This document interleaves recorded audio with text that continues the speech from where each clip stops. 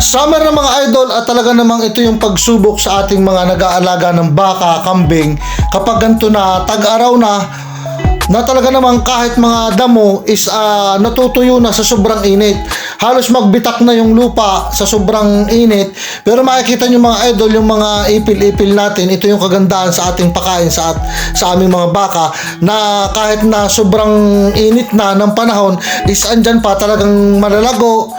Kaya hindi po tayo nauubusan ng pakain sa ating mga inahing baka at sa ating mga bisiro.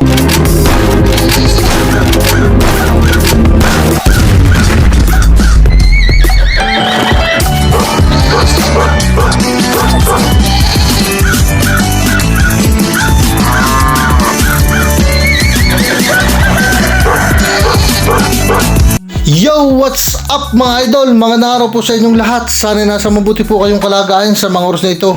Ito ang mga idol, usapang baka na lang po tayo.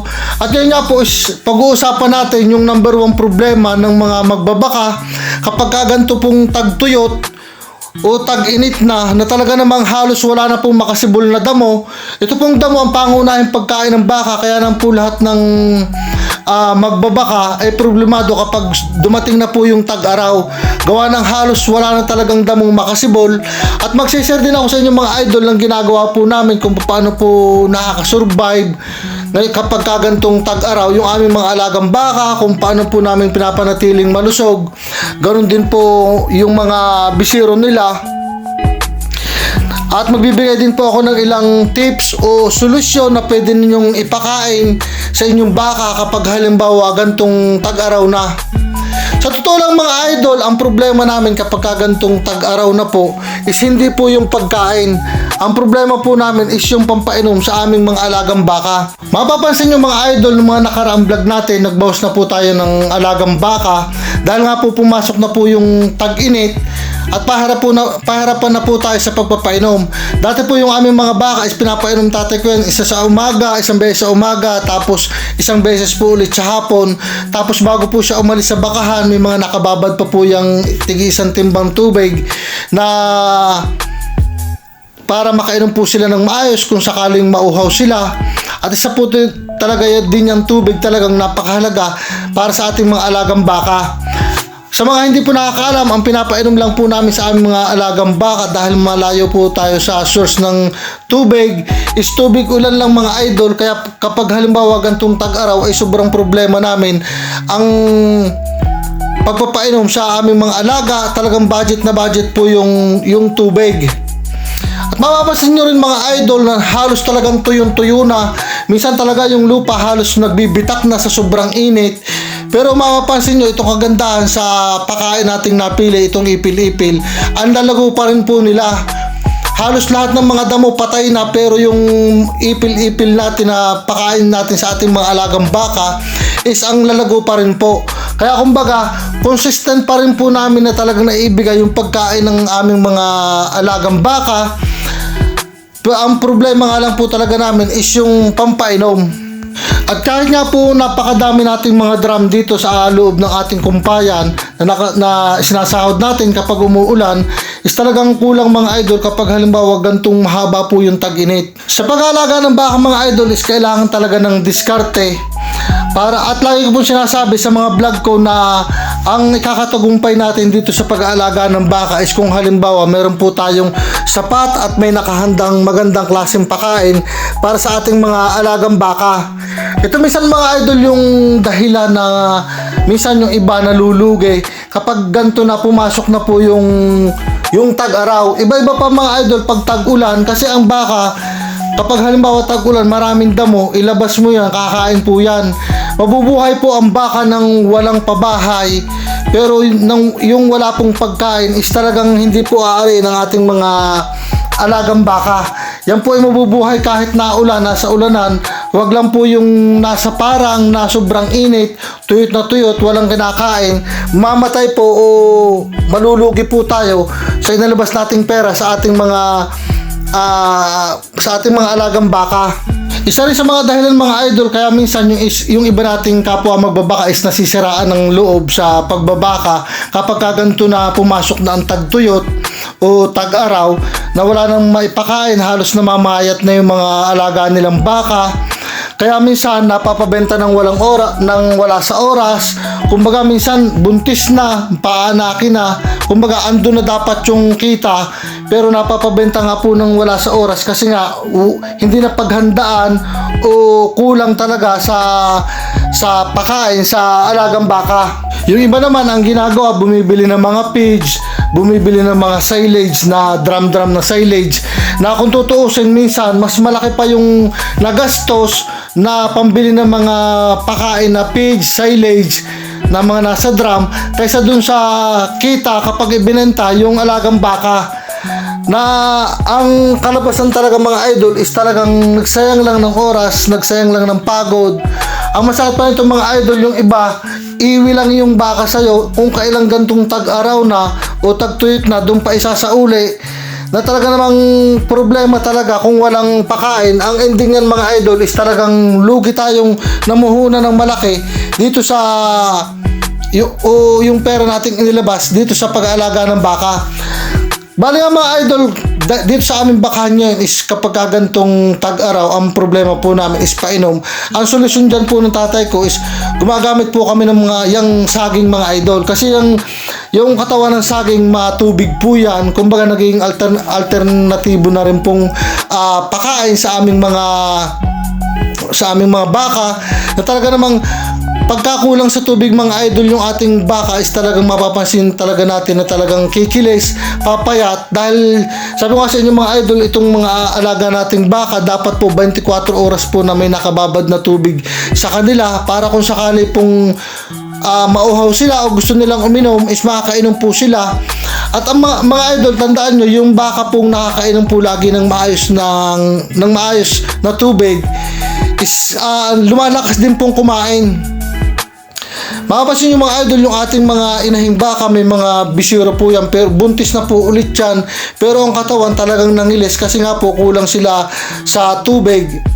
Ang ginagawa nga lang po dyan ng tatay ko, talagang yun, nagbibigay po siya ng mga katawan ng saging para kumbaga kahit pa paano yung kakulangan namin dun sa tubig na painom, kumbaga araw-araw pa rin mga idol nakakainom po yung ating mga alagang baka, pero hindi na po katulad ng dati na kapag halimbawa marami pong tubig o maraming ulan is talagang sawa-sawa po sila na may nakababad pa dyan umaga't hapon na pinapainom, tapos dyan sa talian nila is may nakababad pang tubig na maiinom nila.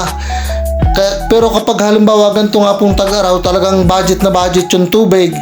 At yan mga idol, yan makikita nyo yung mga drum natin. Bawat kumpayan po namin dyan dito sa loob ng kumpayan, may mga kumpul-kumpul po yung mga drum na madami. At yan po yung sinasahod natin sa ating kapag umuulan, yan po iniipunan natin ng tubig, malinis lang po yan. May mga net po yan na nakalagay, talagang hindi po mapapasok yan ng dumi, kaya malinis rin po yan na pampainom sa ating mga alagang baka. Kasi yung mga idol, ngayon nga po kasi nga po tag-araw, andyan po talagang nire-repair na rin po ng tatay ko yung mga pinakadampa niyan na sahod sa ating mga drum. Kumbaga yung mga alulod, inaayos niya po yan pagka ganyan tag-araw. Kaya mapansin nyo na kita nyo yung bubong nakababa kasi papalitan po ng maayos na mga poste para kung halimbawa magtag-ulanin na masasahod natin ng maayos. Andyan po yung ating mga bisiro na ulit. Yung mga inahin po nating baka is may laman na po ulit ang mga tiyan yan, kumbaga mga buntis. Pero makikita nyo, hindi na po nagkukulang sa pagkain yung ating mga alagang baka. At sabi ko sa inyo mga idol, ang problema po natin is yung painom po para sa ating mga alaga. Tips ko lang mga idol sa mga gustong mag-alaga po dyan ng baka, para maiwasan po yung kakulangan ng pagkain kapag halimbawa gantong tagtuyot na. Magtanim po tayo ng mainam na pakain katulad po ng napier grass, yang mais. Pwede po nating isilage yan habang hindi pa po nadating yung tag-araw, para kung sakali na ganito na nga po, wala nang damo, wala nang tayong maipakain, is meron po tayong maiibigay sa ating mga alagang baka. Iwasan po natin yung ang solusyon po natin ng iba dyan, yung bibili po ng page ng pakain nila. Kapag ganun mga idol, is kakaunti na po yung kikitain natin. Minsan, hindi po natin, kung kukwentahin po natin, minsan, lugi pa. Sayang lang po yung oras, yung pagod natin, yung puhunan natin mga idol. Kaya dapat, mahalaga po na magtanim po tayo. Sa mga bago lang po napadaan dito sa channel natin, bali ang diskarte nga po natin sa pag-aalaga ng baka, ganyan mga idol, pahabo lang po sa kumpaya natin.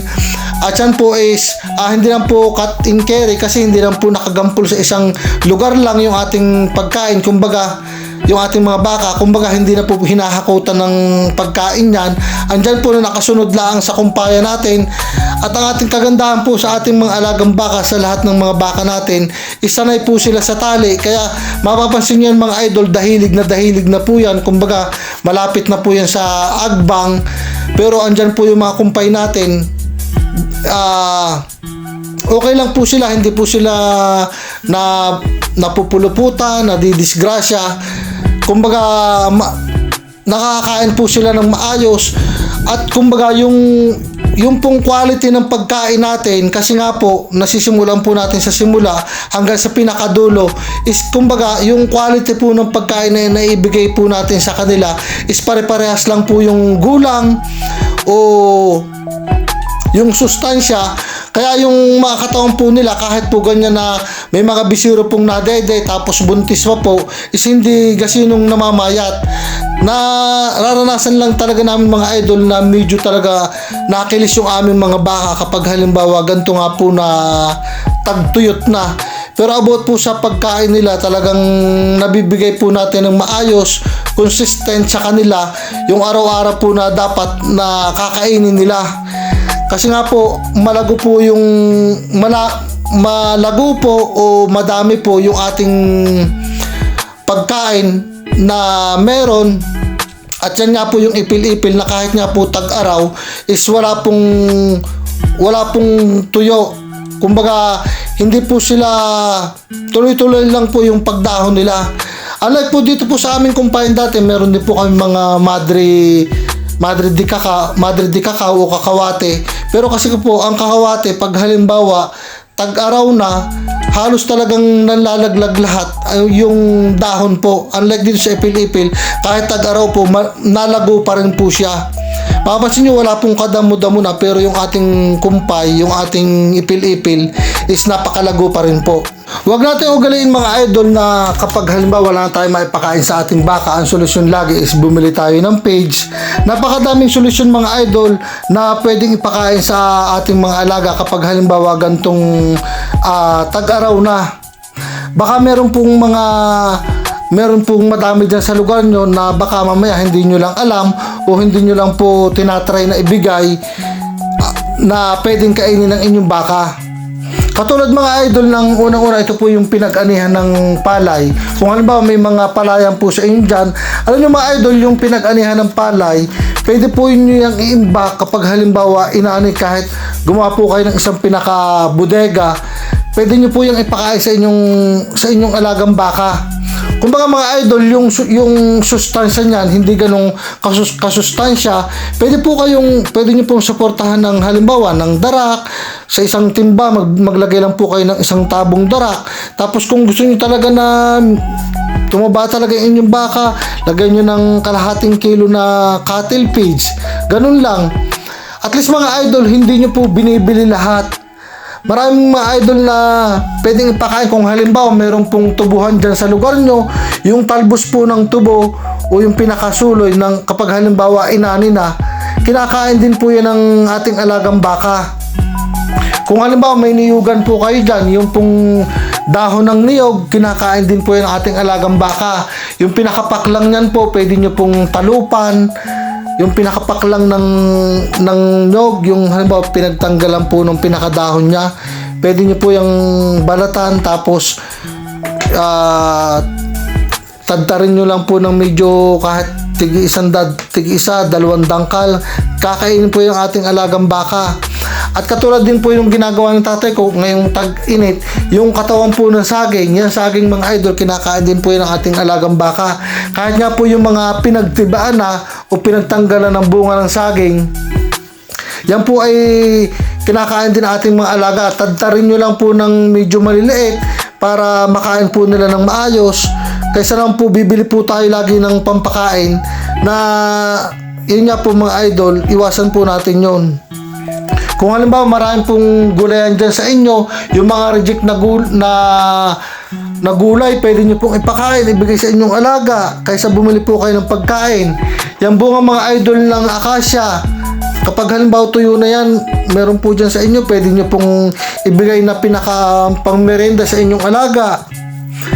Tapos mga idol, kung halimbawa yung may mga pinyahan po dyan sa lugar nyo, kinakain din po yun ng baka, yung pinagbalatan o yung pinaka dahon ng pinya na sa ibabaw ng pinya, kinakain po ng ating alagang baka yan.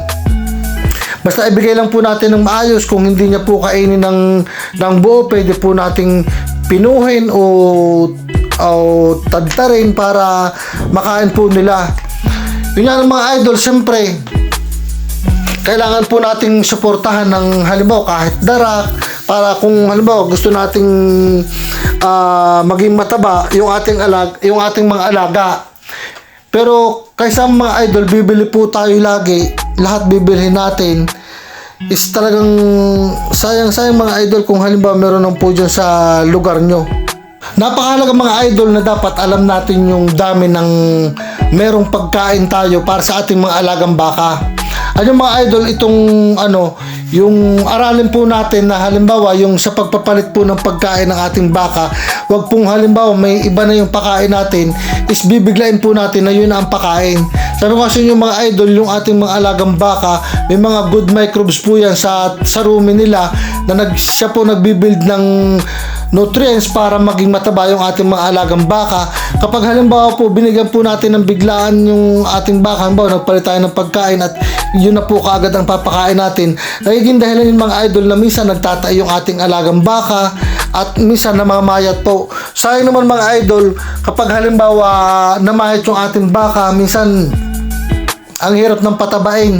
Kung maaari mga idol, magbigay tayo ng 1 linggo hanggang 2 linggo na kung halimbawa magbibigay na tayo ng ibang pagkain. Kumbaga 2 linggo na halimbawa na magkahalo yung pagkain natin dati at yung bago nating ibibigay na pagkain para yung ating baka maiwasan na magtay at mamayat. Isa yung mga idol sa pagkikitaan na kumbaga ang ating alagang baka is healthy o malusog sa pamagitan mga idol ng pag-check natin sa dumi ng ating baka. Makikita natin na ang ating baka is may problema. Depende mga idol sa dumi, sa dumi na inilalabas niya.